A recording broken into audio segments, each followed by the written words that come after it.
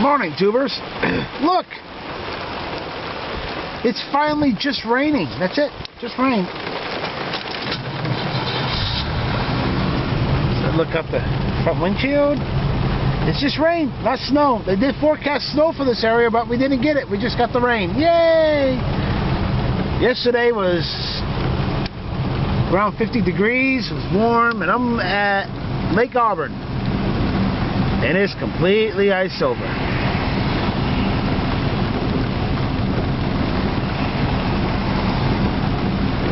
So, there is absolutely no open body of water at all on Lake Auburn.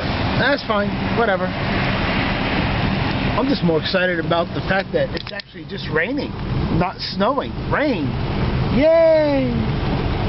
So this is a very long video. But it's nice to get rained on. I definitely enjoyed that.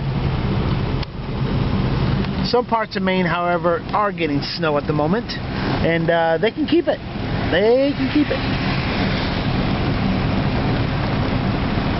So, yep, that's it for this video. I just want to share the fact that we're finally getting precipitation other than snow.